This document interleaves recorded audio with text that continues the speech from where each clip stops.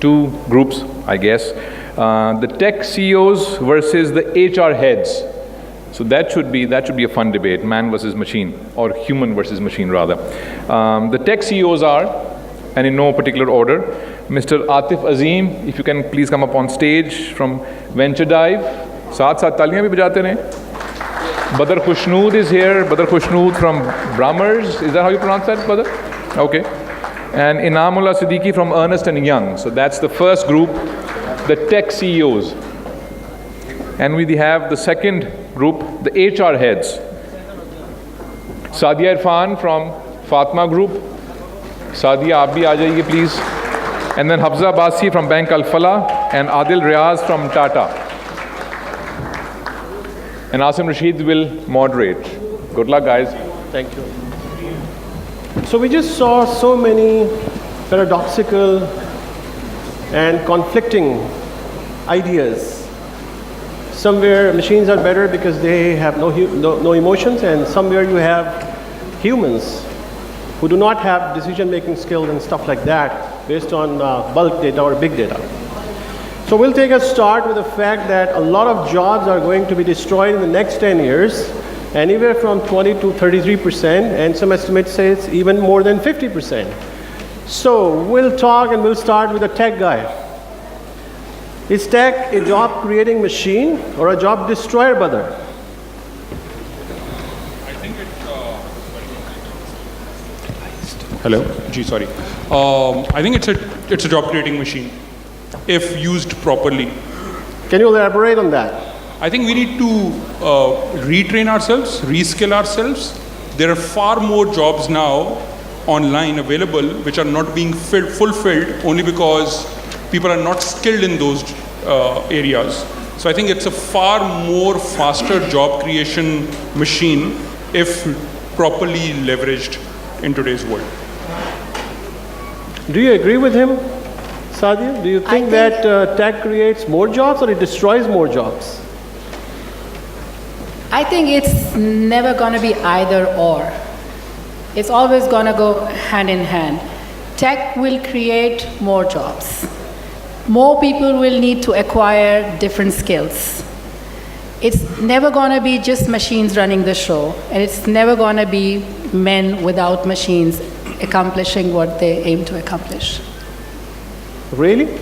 But if I look at your model, Atif, you guys basically create a gig economy in which we have a lot of contingent labors.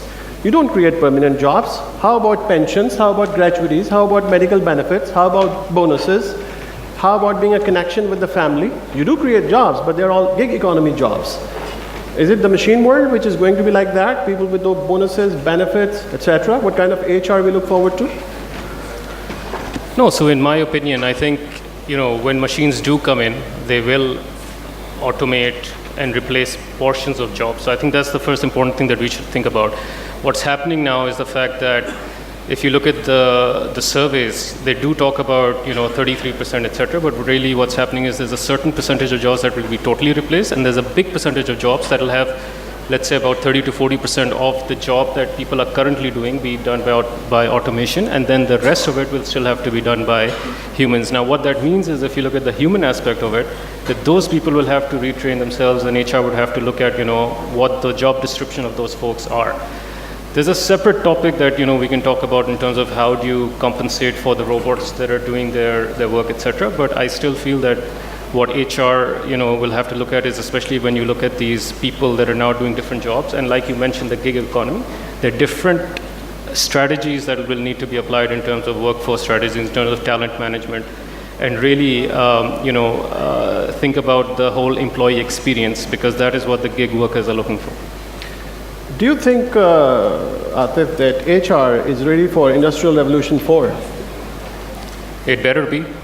They better be? Yeah. Oh, you better be. Can you say more on that? Yeah, for sure. So look, I think what's happening is the following. Like I mentioned, so what's happened is that in this particular revolution, jobs are really going to be changing very fast. Jobs are going to be changing very fast. All right, okay. In terms of, because of the fact that cognitive abilities are kicking in terms of machines, etc. So what's happening is job descriptions are going to be changing. Now, what I see HR would need to be looking at is 3 or 4 different areas. The first thing is that, of course, I think a lot of people, and in fact, I feel, so if I take a step back, this is one era now where a lot of people, when they get into the age of working, they'll actually have to retrain themselves perhaps even 2 or 3 times. This is very different from what it was earlier. When our generation before us started working, they were pretty much good to almost close to retirement. Okay, this is going to change now. So you need to focus a lot on retraining of skills, etc. There will always be things that machines are not good at in terms of what humans are better at, and that is what the focus should be. So a lot more on the soft skills, the emotional intelligence, the leadership, etc. But I think also what HR needs to do is make sure that across the board, everyone has some semblance of technology tooling with them, because they'll be using a lot more of technology tools to do that. Also, I think one thing that HR should be also focusing on in terms of is this whole employee experience. I know a lot of focus right now is on engagement, etc., but I think experience is a combination of culture, engagement, etc. And the reason I say this is because I feel businesses now need to start looking at HR as, the employee experience as a journey, just like businesses right now look at customer journeys, right? They need to look at the end-to-end experience, and this is primarily being driven by the demographic shift in terms of millennials and how they're looking to do jobs, the ownership. I think the speaker before us talked about the fact that they really want to create an impact, and that is the HR focus. Well, that is, I feel, one of the focus areas HR should be looking at is the employee experience and how employees can now start contributing to that. Sorry, Asim, yes, please. Add just sure. a little bit to it. So, 4IR में एक जो सबसे important change आई है, I hope Urdu is fine. Oh, that's everything is fine. जो आई है वो बहुत important change ये है digital में कि this is the first time कि companies are left behind and the consumer is far ahead of you in terms of technology. It generally used to be the other way around. पहले industrial revolution आया तो industry और companies पहले आगे थी, consumer ने follow करना था. अब कंज्यूमर आगे है और कंपनीज ने फॉलो करना है. So things are now different. You have to follow the consumer, and उसके लिए जो I just take last 30 seconds, उसके लिए जो सबसे बड़ी हम एक्सपेक्टेशन अभी रखी हुई है कि बॉटम अप अप्रोच चेंज आएगी ट्रांसफॉर्मेशन की, कि हम नीचे रीस्किल कर लें. The challenge it is a top down thing. जब तक लीडरशिप चेंज नहीं होगी, बॉटम में जो मर्जी करना चेंज नहीं आएगी. So these are two important things. Consumer is a head of companies and the businesses, and it is a top down thing and not a bottom up thing. So, building on that, Hafsa, you tell us how you see employees driving the HR these days. Or is it HR being driven by the circumstances? Because Atif said a word, you better be prepared for Industrial Revolution 4. Okay, thank you. Two things that I'll pick up on what Atif said, which is also close to my heart. One, he talked about the employee experience. I think that is instrumental, and where we can leverage technology. And the other thing is that we as HR, I think first of all, we all have to embrace technology, not run away from it or get scared of it or say that, oh my God, technology is going to come and take over our jobs. Absolutely not. We have to partner with it, and first of all, understand how it can best help us do our jobs and of course of our people. So that is the first step, is again acceptability and embracing it. The second thing is that how can we add the bits of technology into, or how can we embed technology into the overall employee experience, into making it more efficient and more relevant in terms of whether it is millennials, whether it is new joiners, whether it is existing employees. So how do we do that? And the third thing that is, again, we also, my tech partners also talked about, was the upskilling. What kind of skills does HR need to enforce or to deploy in our existing workforce? Yes, technical skills we are good at, all of us in our different industries, because we have to equip people on the technical side.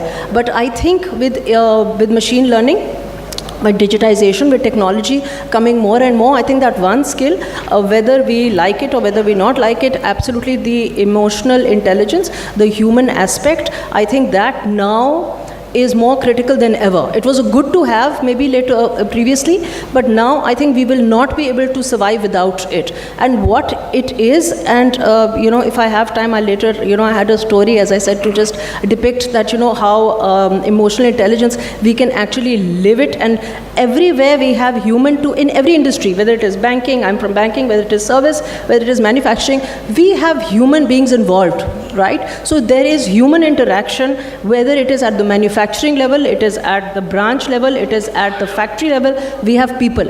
And wherever there are people, you have to have that human element of management, of compassion, of how to deal, how to first of all understand them, and then deal with them. Machines will be very good in 3 areas. It will help improve decision making. It will help eliminate bias from decision making, which human beings definitely have. It will reduce costs. It will make our lives simpler and efficient in many ways. However, at what they will not be able to do is again bring in that relatability and understanding of the why and how. And that is where I think HR really needs to mature up and then again embrace, as I said, technology and help them. By the way, right now there's a poll going on, so if you check the application, you will find a couple of questions related to the debate. First question you can see, what's the number 1 job skill according to World Economic Forum is needed by 2020? You will see a couple of options and you can decide which one is the right one, and later in the debate we'll let you know the right answer for that. And the second one is, do we believe that in 2025 Connex, we will have robots or machines sitting next to us, or maybe conducting a session, or maybe somebody brings Sophia over here, right? Or we may have a local Sophia, stuff like that. Great. Are you afraid of artificial intelligence? I'll come to that. Let me just add on to what she's just said and ask a question to the organizers of this event. Yeah. Why did you not consider sending us all a link which could just click, sitting in our workstations and get connected and have a session like this?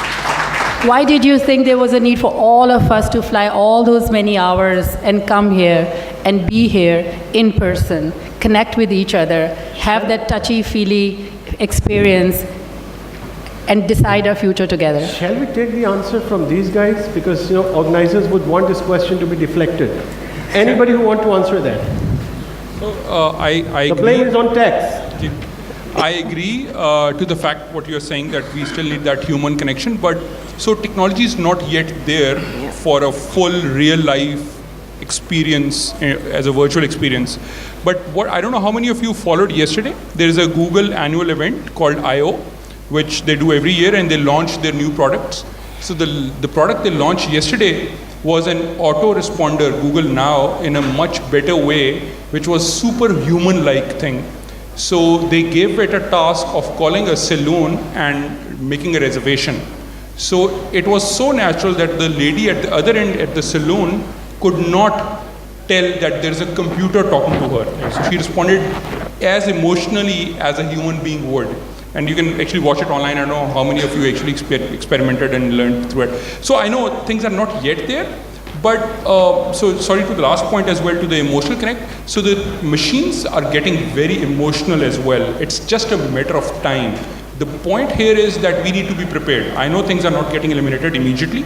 There'll always be a hybrid world for a while. But just to give you one quick example, no one ever thought that our public transport system will be fixed. We will never fix it. We will just leapfrog it. Kareem's and the Ubers just leapfrog the conventional businesses. That's going to happen with the banks like instantly, very, very soon, in the blink of an eye. Financial systems will be totally different. People will not need to go to the banks. Things will be very different. Even in consumer industries, things will be very different. And I think we will follow the China model more versus the Western model. And that's my belief, and that they are far more advanced in that versus the West. East is far more. Inam, tell us how GDPR is going to change the horizons of HR. GDPR, data protection regulation. Shall we consider this as a compliance thing to be implemented all across, or shall we consider this thing as a privacy to be embedded in our practices? This is a question we all need to answer. But very basic, how does GDPR affect us, and how would that be applied to us? So say, for example, any entity that is established within the European Union, or if you are outside of European Union but providing goods and services to the subject data within European Union, or you are profiling European Union citizen data, then you come under the umbrella of GDPR. That's the basic definition about that. Think Facebook. Think Facebook. Yeah, very recent example, Facebook. So what really gave rise to GDPR, think about data breaches that have been happening all across. You have been looking into the news, 700 million records stolen, 400 million data breaches occurred at Equinox, one of the credit rating agency, recent with the Kareem as well. So this is something that we need to step back and think within our practices that how we could have established privacy and security practices within an organization. From an HR perspective, think about employee screening. To what level I can go into the social media and look at my employee. There are some steps now that we need to look from the lens of GDPR. Think about employee screening in terms of, say, for example, we have given the company-driven vehicles to the employees. Doesn't mean that it is supposed to be a security device tracking that should be installed, but not the employee tracking that should be done. So we have to think all on those aspects where GDPR is pinching in to all the industry, and it is across board. It is not one financial institution. It's not oil and gas. It's all about the European Union protecting their rights. But the question is that from the privacy perspective, how much we have done within Pakistan in terms of our rights. I'm not sure if you're familiar with that. I've seen the Nadra record stolen all across. It's all there. So these are the questions that we need to challenge ourselves and look into and having a more robust and privacy practice. And that would come right from the top. And HR has a leading role to play into that in terms of employee files and everything. Adil, one of the best ways for the government to control something that is getting out of control is to put regulations. Thank you. We talked about government, and there was. I thank you, Asim. I there thought was you. a reminder. I thought you forgot me that I'm sitting here. Can we control machines, or do you think in the future some of the governments may want to protect, domestic local jobs by regulating the machines through ILO regulations and stuff like that? What could be your view on that? See, we are under no obligation of actually implementing ILO conventions because it does not say that. But it is our moral obligation that we should maintain our workforce, because who will be responsible for the unemployment in the country? It's not that I am against the digitalization. I am in a phase of actually improvising things in my organization in terms of implementing, stuff, AI and ERPs and stuff, but who will be responsible for the unemployment in the country? And these people who will be downsized after the technology implementation or digitalization, they may be your potential decade on the streets. If you go back to the era of 70s, at the time of Prime Minister Zulfikar Ali Bhutto, it was a sort of a regulation. It was that you cannot import certain machineries in textile area in certain areas, which reduces the manpower. So manpower is my problem. It's the man behind the gun. I've always heard from my father, who was a war veteran, that it's the man behind the gun. The 135 mm Howitzer is run by a group of people. So जो motor है उसके पीछे जो इंसान है उसकी हमें कदर करनी पड़ेगी. The human element behind the machinery is very important. No matter you implement whatever the technology it's present. I'm sorry to Oracle people sitting here, maybe the first presentation, but yes, this is the fact that I am always cognizant about implementing the technology in my organization or anywhere. Having said that, in terms of the legalities, there could be a potential unrest in certain organization in terms of the manpower, maybe the labor union, and you know that our labor is politically driven. Do you really want your people to stand on the street protesting against you? So you need to handle those sort of boys in a very, very, very smart way. So these are 360-degree challenges which needs to be tackled. Either it's manufacturing, either it's service industry, because that's how we are here. 70 years of our history, again, we need to be very sure that how actually we reached here. We started from the scratch in 1947. We went through sort of a situation where our policies were like more towards the paternalistic, and then towards the organization. The 70 was a different era, 80 was a different, and after post 18th Amendment, the scenarios are different. So the legality will always remain there, not even in Pakistan, even in the subcontinent, across the world. It happens in Australia even, it happens in the UK as well. That needs to be tackled. So I am always on for a strategy. You need to make a strategy. You need to do your cost and benefit analysis. In terms of eliminating machines, the higher cost of the machines versus the manpower is also very important. Apologies to you guys. I know you must be selling your stuff, but this is the fact. Okay, so I just hear from the tech CEOs that machines are getting smarter. They are getting emotional. Are you afraid of artificial intelligence? Do you think the machines will ever be able to achieve the type of emotional intelligence that humans can attain, or maybe a better one? I foresee a very, very dynamic world and a very dynamic environment with the advent of a lot of machine coming in. And the reason for that is, first of all, I want to acknowledge what I saw on the table. This is by Ascent saying, everything you want is on the other side of fear.